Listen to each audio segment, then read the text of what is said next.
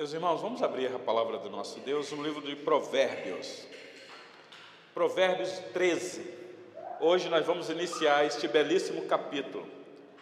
Estamos numa exposição sequenciada do livro de Provérbios. E nós, semana passada, encerramos o capítulo 12, quando nós vimos aqui o amor do pai para com o seu filho, orientando o caminho que se deve andar, e o caminho que se deve andar é o caminho que agrada ao Senhor. E hoje nós vamos contemplar pelas Escrituras mais ensinamentos. O livro de Provérbios não é um livro doutrinário, por assim dizer, é um livro de instrução, é um livro de exortação, é um livro que alerta o filho. É um livro que traz para nós muitas experiências vinda da parte do Senhor Deus. São aconselhamentos que o pai dá para o filho, para que o filho tome a decisão. O pai sabe que o filho já está numa idade que ele precisa tomar as decisões na vida. Chega um momento em que o pai é que decide para os filhos. Por exemplo, eu estou vendo aqui a André, a Alice, as crianças, e os pais estão aqui. É óbvio que nessa idade, os pais é que tem que tomar a decisão, mas chega uma hora que você tem que deixar o filho tomar a decisão por si. A questão é, se você entregar o filho ao desejo do coração dele, a gente sabe o que é que vai acontecer. Ele vai tomar a decisão equivocada, porque ele ainda não consegue compreender todas as coisas. Por isso o pai mais experiente senta com o filho e explica: meu filho, olha, você vai precisar tomar decisão na vida, mas o caminho correto é esse daqui. E aí você então instrui. É o que nós estamos vendo aqui, meus irmãos, as instruções que o livro de Provérbios tem trazido para nós. Então, por gentileza, Provérbios 13, eu quero ler com vocês aqui alguns versículos. Não vou esgotá-lo todo hoje, porque a gente nós não estamos com muita pressa, essa que é a verdade.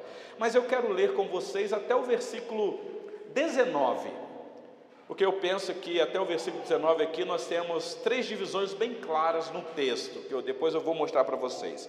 Então acompanhem por gentileza a leitura. Provérbios 13, de 1 a 19. Diz assim a palavra do Senhor: o filho sábio ouve a instrução do pai, mas o escarnecedor não atende à repreensão. Do fruto da boca o homem comerá o bem, mas o desejo dos pérfidos é a violência. O que guarda a boca conserva a sua alma, mas o que muito abre os lábios a si mesmo se arruína. O preguiçoso deseja e nada tem, mas a alma dos diligentes se farta. O justo aborrece a palavra de mentira, mas o perverso faz vergonha e se desonra. A justiça guarda o que anda em integridade, mas a malícia subverte ao pecador. Uns se dizem ricos, sem terem nada. Outros se dizem pobres, sendo muito ricos. Com as suas riquezas se resgata o homem, mas ao pobre não ocorre a ameaça. A luz do justo brilha intensamente, mas a lâmpada dos perversos se apagará. Da soberba só resulta contenda, mas com os que se aconselham se acha a sabedoria. Os bens que facilmente se ganham, esses diminuem, mas o que ajunta a força do trabalho terá aumento. A esperança que se adia faz adoecer o coração, mas o desejo cumprido é árvore de vida. O que despreza a palavra, a ela se apenhora, mas o que teme o mandamento será galardoado. O ensino do sábio é fonte de vida, para que se evitem os laços da morte.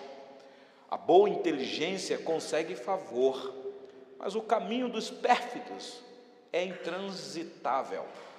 Todo prudente procede com entendimento, com conhecimento, mas o insensato espraia a sua loucura. mau mensageiro se precipita no mal, mas o embaixador fiel é medicina. Pobreza e afronta sobrevêm ao que rejeita a instrução, mas o que guarda a repreensão será honrado. O desejo que se cumpre agrada a alma, mas apartar-se do mal é abominável para o insensato ou os insensatos. Até aqui a palavra do nosso Deus. Poderia continuar lendo do 20 até o 25, mas isso aqui eu vou deixar para um outro momento, meus queridos irmãos. Bom, vocês perceberam que o que nós temos aqui são contrastes. O que nós temos aqui é o pai dizendo: meu filho, eu já te apresentei o caminho, existe o caminho que agrada ao Senhor Deus, se você andar por ele, é um caminho que vai trazer para você satisfação nessa vida. Então, o caminho é esse aqui. Agora, existe essa atitude aqui que não é caminho do Senhor, que não agrada o Senhor. E o que é interessante, meus irmãos, é que muitas vezes nós nos achamos tomando a atitude de andar no caminho que eu descrevi aqui fazendo a leitura. Muitas vezes o caminho do insensato, o caminho dos pérfidos, o caminho daquele que não teme a Deus, daquele que não é reto. Pois bem, se você prestar atenção, esse capítulo tem uma introdução. A introdução está no versículo 1. É como que é um guarda-chuva. Ele começa o capítulo porque debaixo desse guarda-chuva ele vai dar as instruções. Ele diz assim no versículo 1 do capítulo 3: o filho sábio ouve a instrução do pai. Já começa assim. Quem já participou das exposições desse livro conosco até aqui, já deve ter visto o pai dizendo para o filho várias vezes: filho meu, filho meu, filho meu. Vez ou outra ele está dizendo: filho meu, anda por esse caminho. Só que agora é como que, lembrando de novo o filho, ele vai dizer: meu filho, apesar de que eu já falei para você várias vezes, mas eu vou falar de novo. O filho sábio ouve a instrução do pai. Se você quer saber se você está trilhando no caminho da sabedoria, ou se você vai ter atitude de sabedoria, vai ser quando você der ouvido às instruções do pai. Claro, meus irmãos, que aqui é a instrução que Salomão está passando para o seu filho. E pode ser tomado também Salomão passando instruções para os filhos de Israel, a nação toda. E claro que nós tomamos este texto, meus irmãos, Deus como nosso Pai, passando instruções para nós. Alguém já disse aí fora que se conselho fosse bom, ninguém dava, porque as pessoas não atentam para os bons conselhos. Então o pai está repetindo para o filho: meu filho, eu vou te dar de novo uma instrução. Agora, a sabedoria está no filho que ouve e que atenta. Ouvir aqui não é somente o pai sentar a falar, o menino dizer: eu ouvi. Não, ouvir aqui é acatar o que está sendo dito no coração e colocar em prática, porque senão de nada adianta. Ouvir, a gente ouve tantas coisas, a questão é: o que eu vou fazer com isso depois que eu ouço? Então, preste atenção que aqui já é a nossa introdução. E olha só que discurso ele vai fazer dos versículos 2 até o 6. Olha rapidinho aí no texto. Ele começa então assim, depois dele falar que o filho sábio ouve a instrução do pai, aí ele dá um contraste, né? Ele vai dizer assim: mas o escarnecedor não atende à repreensão. É como que ele dizendo assim: meu filho, se você não der ouvido à instrução, eu sei o que vai partir do seu coração. Você vai se igualar ao escarnecedor. E às vezes não é assim que o filho faz com o pai? Quando o pai quer dar instrução para o filho não ouve, e o que o filho faz? Ele escarnece. Papai é quadrado, papai está atrasado, papai, eu já sei disso, e sabe nada, sabe, se soubesse dava ouvido. E aí, por mais que o pai fala, que a mãe fala, e aí o filho não dá ouvido, o que é que acontece depois, meus irmãos? Aí vem a bomba. Mas olha só o que o pai vai dizer, versículo 2 até o 6, aqui é o discurso dele, diz assim: do fruto da boca o homem comerá o bem, mas o desejo dos pérfidos é a violência. Talvez o pai falando assim: meu filho, eu sei o que está no teu temperamento. Todos nós, meus irmãos, temos os nossos temperamentos afetados pelo pecado. Como vai? Seja bem-vindo. E o pecado é um problema para o nosso temperamento. Quem é casado aqui sabe disso. Aí você casa, no namoro é uma bênção. Só palavras doces. Ouve todas as instruções. Aí casa, aí de repente parece que vem uma liberdade. Eu não sei o que acontece. Aí vem os temperamentos. Aí você se sente numa liberdade. Aí você começa de fato a conhecer a outra pessoa.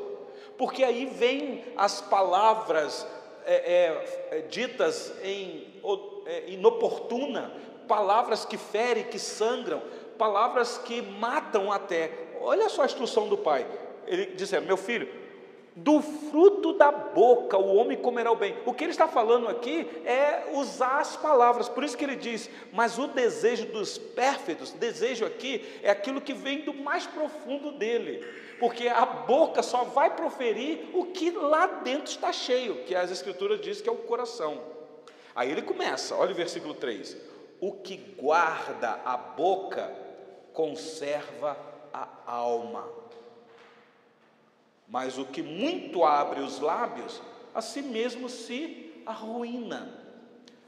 Meus irmãos, me parece que Tiago, eu já fiz aqui com vocês a exposição da carta de Tiago, o querido pastor João também já fez lá na congregação de Guanabara. Me parece que Tiago tem isso daqui tão vívido, porque ele vai dizer, como que ele dizendo para os filhos, da carta que ele escreve: olha, nós devemos estar prontos para ouvir, porque aquele que se precipita em falar, os seus lábios podem trazer ruína. Por isso é que hoje nós estamos vivendo aí os grupos de WhatsApp, e aqui nesses grupos de WhatsApp a gente logo descobre as pessoas que gostam de se arruinar nos lábios, só que muitas vezes não é falando, é escrevendo. E aí a gente vê tanta bobagem, tanta discussão, sabe por quê, meus irmãos? No muito falar e às vezes no muito escrever, as interpretações vêm, e às vezes as pessoas não entendem o que você está falando, talvez por causa do tom, talvez por causa da palavra que foi usada. Aí a ruína vem, as brigas, intrigas. Então o pai está dizendo: meu filho, é preferível você guardar a sua boca, porque fazendo assim você conserva a sua alma. Você tem que estar pronto para ouvir. Pronto para ouvir aqui, meus irmãos, é muito interessante, porque lá quando o Tiago escreve, seja rápido para ouvir, não é rápido para falar. Porque é assim, grupo de WhatsApp, alguém publicou alguma coisa lá e que mexeu, e você não perde tempo, você está pronto para ir lá comentar, e às vezes o teu comentário vai trazer ruína para aquela comunidade. Isso é um problema, meus irmãos, isso é um problema. Grupo de WhatsApp é para dar informação, não é para discutir nada. Discutir é quando está junto. Eu não discuto nada em grupo de WhatsApp, eu apenas dou informação. Depois a discussão vai ser quando a gente estiver junto, porque senão a pessoa não entende o que a gente disse. Eu disse tripa, a pessoa entendeu tropa, e aí pronto, até eu explicar. Então é melhor você guardar a boca, ou seja, a língua, e estar pronto a ouvir. Mas olha o versículo 4, 5 e 6, meus irmãos, e eu vou me ater até o versículo 6. Diz assim: o preguiçoso deseja e nada tem. Você vê que o preguiçoso aqui é alguém que pode até ser visionário, é alguém que pode, como é que eu vou dizer, planejar, porque não há problema nenhum em você ser visionário e planejar, mas se você não colocar a mão na massa.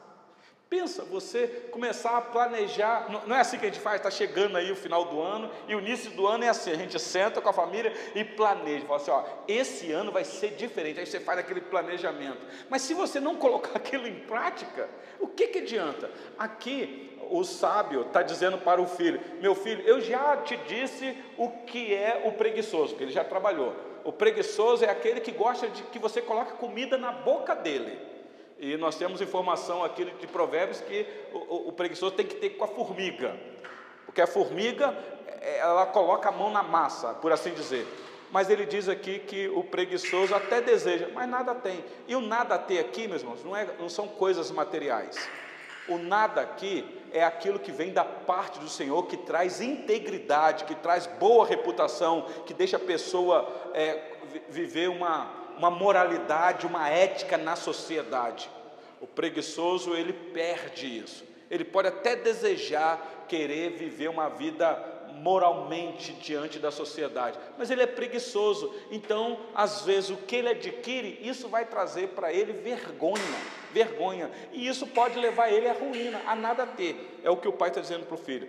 Mas olha o contraste, ele diz no versículo 4, no finalzinho: mas a alma dos diligentes se farta.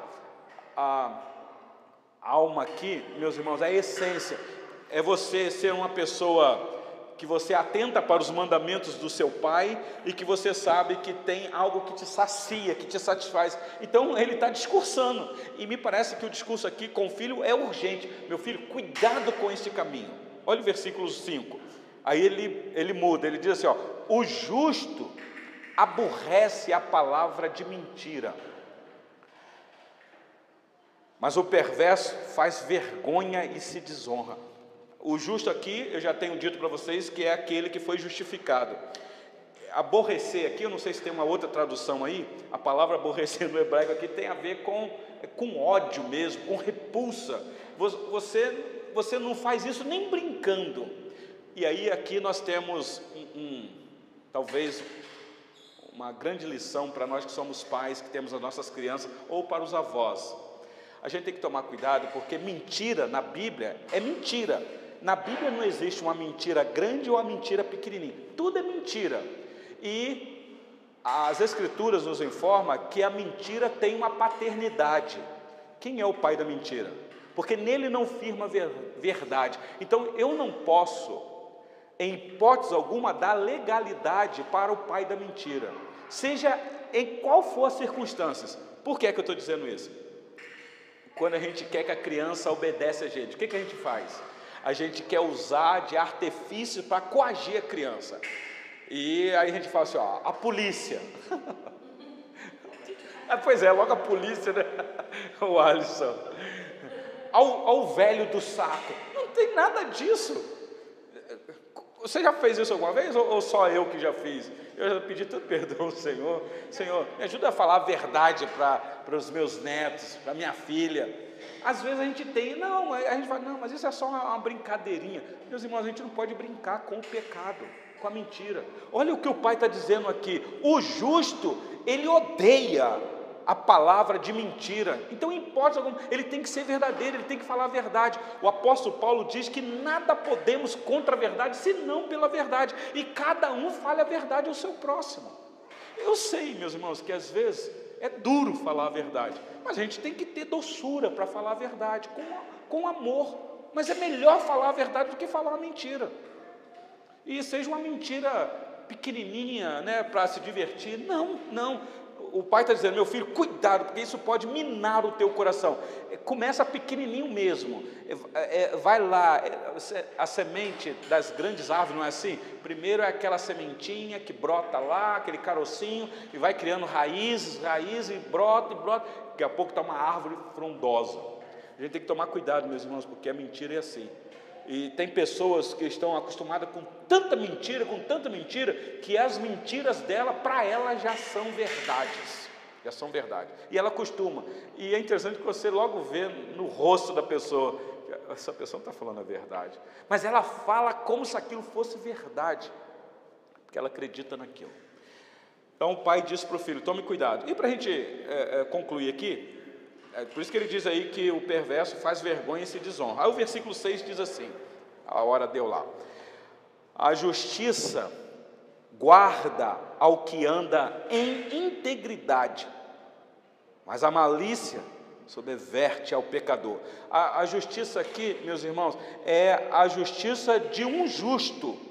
E a gente já trabalhou isso daqui. A pessoa central do livro de Provérbios é Cristo, a sabedoria aqui do livro, e a justiça aqui é imputada a nós por Ele, e diz que essa justiça guarda o que anda em integridade. A palavra integridade aqui tem a ver com inteiro. Eu não posso ser uma coisa pela frente e ser outra pelas costas da pessoa. Eu não posso ser uma pessoa aqui, nesse ambiente religioso, e lá fora na sociedade ser outra pessoa. Tem que ser íntegro. Integridade é isso, é inteiro, é 100%. Dá uma olhadinha comigo aí no capítulo 11. O pai já tratou isso aqui com o filho. Olha o que ele diz no versículo 3. Provérbios 11, 3. A integridade dos retos os guia, mas aos pérfidos a sua mesma falsidade os destrói. Então o pai já tinha instruído o filho, e eu já expliquei para vocês o que significa a palavra pérfidos aqui. Pérfidos é alguém que é falso, é traidor, é desleal, é uma pessoa que gosta de enganar a outra, passar a perna, falar mentira. Aí se você olhar no capítulo 11, versículo 5, versículo 4, 5 e 6, o pai diz assim: as riquezas de nada aproveita no dia da ira, mas a justiça livra da morte. A justiça do íntegro endireita o seu caminho, mas pela sua impiedade cai o perverso. A justiça dos retos livrará, mas na sua maldade os pérfidos serão apanhados. Até aqui. Então, o pai está dizendo: meu filho, eu já estou mostrando para você o que é o caminho da sabedoria e o caminho de vitória. Agora, existe o caminho daqueles que gostam de passar a perna nos outros, mas o caminho dele é de ruína. Meus irmãos, vocês podem prestar atenção nisso. A pessoa que gosta de enganar outra, ela engana por um tempo. Ela vai tendo benefícios por um tempo, mas o fim dela é destruição. Pode ter certeza, ela vai colher, é a lei da semeadura. Você planta, você planta, você planta. Se você quiser triunfar nessa vida em cima da falsidade, é castelo de areia, é casa construída debaixo de areia movediça. Uma hora a tempestade vai vir, os rios vão bater, a água vai correr e ela vai ser destruída. É mais ou menos isso que o pai está dizendo para o filho. Então, meu filho, ainda que o caminho da integridade seja um caminho de renúncia, mas é o caminho de vida eterna. Então nós vamos ficar até aqui, meus irmãos, com essas instruções. Vocês sabem que pesa sobre nós tamanha responsabilidade de estudar o livro de Provérbios, porque é Deus nos chamando para viver com Ele e para Ele, que é um Deus justo, um Deus íntegro, e que nos guarda e que nos guia. Então, meus irmãos, nós temos benefícios. Basta somente o filho sábio ouvir as instruções do pai. Então, que nessa noite o Espírito Santo nos dê ouvidos para ouvir o que o Espírito diz à igreja. Que Deus assim então nos abençoe, meus irmãos. Vamos ter uma palavra de oração?